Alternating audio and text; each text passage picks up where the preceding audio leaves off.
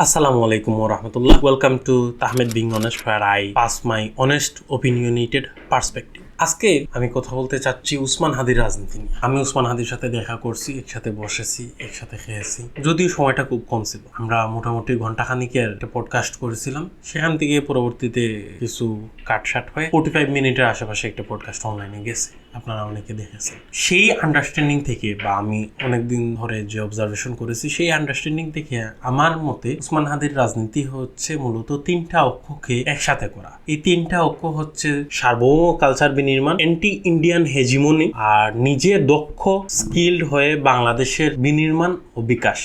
এই তিনটা চিন্তাকে একসাথে করা এবং এই চিন্তায় এগিয়ে যাওয়া হইতেছে উসমান হাদির রাজনীতি। উসমান হাদির রাজনীতি যদি আরো একটু বিশ্লেষণ করি, একটা জাতি যদি নিজের গল্প হারিয়ে ফেলে, নিজের নায়ক হারিয়ে ফেলে, নিজের ভাষা, রেফারেন্স, নিজের ফ্রেম হারিয়ে ফেলে, তখন সে রাজনৈতিক ভাবেও অন্যের ভাষায় কথা বলতে শুরু করে। আজকে আমাদের মিডিয়া, মূলধারার মিডিয়া, আল্টারনেটিভ মিডিয়া, আমাদের গল্প, নাট্যকার, পাঠ্য বই বা এমন যত জিনিস আছে যেগুলো আমাদের কালচারকে ইনফ্লুয়েন্স করে, এগুলো সবকিছু একটা দিল্লি কেন্দ্রিক অথবা ওয়াশিংটন কেন্দ্রিক প্রভাব দেখা যায়। এই কালচারাল যে হেজিমনি, এই হেজিমনির বাইরে গিয়ে চিন্তা করাই হচ্ছে কালচারাল সার্বভৌমত্ব। নিজস্ব ক্ষমতা থাকবে নিজের মতো করে বাবার। এটা কোনো কালচারাল রোমান্টিসিজম না, এটা কোনো ফকলোর রোমান্টিসিজম না, এটা হচ্ছে নিজের যে কালচার, নিজের বিকাশ, নিজের মনন, মস্তিষ্ক, মগজ, এগুলা থেকে নিজের জ্ঞান উৎপাদনের ক্ষমতা। বাংলাদেশ শুধুমাত্র একটা মানচিত্র না, বাংলাদেশ একটা দীর্ঘকালীন নদী, সভ্যতা, ভাষা, শ্রম, বেদনা ও প্রতিরোধের ধারাবাহিকতা। আমাদের অনেক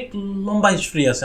we didn't start our livelihood from 1971, political livelihood I mean. এই ধারাবাহিকতার ভিতরে আছে সিলেটের ভাষা, চা শ্রমিকদের ইতিহাস, চট্টগ্রামের বন্দর ভিত্তিক কালচার, বরিশাল নোয়াখালীর নদী নির্ভর জীবন, পুরান ঢাকার বড় অনেক জাত একত্রে হওয়ার যে সংস্কৃতি, সেইটা, পীরমা শায়েখ, অলিয়া উলিয়া, পুথির যে বহুস্তরী ঐতিহ্য, সব মিলিয়ে একটা প্লুরাল সেন্স অফ কালচারকে কেন্দ্র করে আমাদের সংস্কৃতি ঘুরতেছে। আমাদের পলিটিক্যাল ইমাজিনেশন যদি গুলশান, বারিদারা, বনানী হয়ে গিয়ে দিল্লি বা ওয়াশিংটন বা লন্ডনে ঠেকে যায়, তখন আর আমাদের কোনো কালচারের চিন্তার বিকাশ হবে না। আমাদের পলিটিক্যাল ইমাজিনেশনে আসতে হবে মৌলভীবাজারের চা বাগান, সুনামগঞ্জের হাওর, সুন্দরবনের মধু শিকারী, সুন্দরবনের বাঘ, হরিণ। মূল পলিটিক্যাল যে কালচারটা সেটা হইতে হবে আমাদের কেন্দ্রিক, ঢাকা কেন্দ্রিক, বাংলাদেশ কেন্দ্রিক। এই চিন্তাটা হইতেছে কালচারাল সার্বভৌমতা। এই কালচারাল সভারেন্টি উসমান হাদির রাজনীতির প্রথম পয়েন্ট।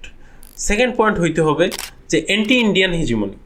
প্রতিবেশী হ্যাঁ, অভিভাবক না। অ্যান্টি ইন্ডিয়ান হেজিমনি বলতে আমি প্রথমেই ক্লিয়ার করি, anti Indian hegemony is not anti Indian people politics. They are our neighbour. আমাদের প্রতিবেশী হিসেবে আমাদের যতটুকু আদান প্রদান হওয়ার কথা আমরা সেটা করে যাব, কিন্তু তাদেরকে আমরা বড় ভাই সুলভ, প্রভুত্ব সুলভ জায়গা দখল করতে দিব না। এই চিন্তা ভাবনাটা আমাদের ভিতরে থাকতে হবে। পলিটিক্যাল যে স্পিরিট, সেই স্পিরিটের মূল এসেন্সটাই হবে এইটা। দক্ষিণ এশিয়ার ভূগোলটা এইরকম যে ভারত এখানে তার জনসংখ্যা, তার আয়তন, ল্যাঙ্গুয়েজ দিয়ে একটা ভালো আপার হ্যান্ড তৈরি করছে, হুইচ ইজ ট্রু। এই ট্রুথের মধ্যে কি সে বাংলাদেশের অভিভাবক হইতে চায়, এই জিনিসটা অ্যাড্রেস করতে পারতে হবে। হেজিমনি বলতে আসলে কি? অ্যান্টনিও গ্রামসির ভাষায় হেজিমনি হইল এমন একটা আধিপত্যবাদ যা শুধু জোর করে না, বরং সম্মতি দিয়েও কাজ করে। একসময় তুমি নিজেই ভাবতে শুরু করবা যে তারাই তো normal, let's become like them. This is what hegemony actually is. আমাদের বর্তমানের যে এলিট বৃত্ত, সেইটা ভারতীয় মিডিয়া, বলিউড, হিন্দি হাইব্রিড ভাষা,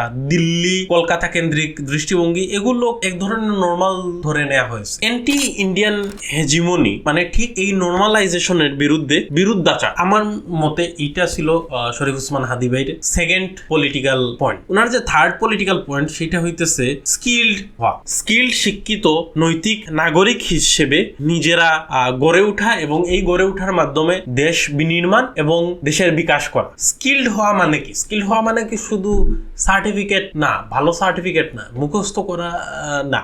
স্কিল্ড হওয়া মানে আমাদের দেশের ভিতরে যা হয় সেগুলো আমরা নিজেরা করা। আমাদের দেশের ভিতরে যে সিনেমা হবে, সেই সিনেমায় আমাদের নৈতিক, আমাদের চিন্তা ভাবনা থাকবে। আমাদের দেশের ভিতরে যে কালভার্ট হবে, যে সেতু হবে, সেইগুলো আমাদের চিন্তা ভাবনায় হবে, সেখানে দুর্নীতি হবে না। এই আমাদের সৎ হইতে হবে। আমরা যখন দেখি আমাদের দেশের, সেখানে দেখা যায় অনেক ভালো উন্নয়ন হইতেছে। পূর্ববর্তী সরকারের তো মূল নেগেটিভ ছিল দেশের উন্নয়ন হইতেছে, তো তোমাকে মেরে ফেললে তো সমস্যা নাই, দেশের উন্নয়ন হইতেছে। এই বয়ানটাও ঠিক আছে, মানে উন্নয়ন উন্নয়ন দরকার, মূল যে ব্যাপারটা এই উন্নয়নটা আর এদিকে রেমিটেন্স আসছে, এই দুইটা ধারাকে যদি আমরা স্কিল হিসেবে ধরে নেই, এটা হবে আমাদের পলিটিক্যাল সুইসাইড। উসমান হাদির ভাষায় যদি বলি তাইলে দাঁড়ায়, যে জাতি নিজের ভাষায় ধারণা বানায় না, নিজের হাতে প্রযুক্তি বানায় না, নিজের হাতে জ্ঞান উৎপাদন করে না, সে জাতি অন্যের হিউম্যান রিসোর্স হয়ে থাকে, নিজের দেশ নির্মাতা হতে পারে না। Please focus on this. সে জাতি অন্যের হিউম্যান রিসোর্স হয়ে থাকে, নিজের দেশ নির্মাতা হয় না। স্কিলড হওয়া মানে একটা পেশাগত দক্ষতা থাকা, সাথে নৈতিক রাজনৈতিক সচেতনতা থাকা,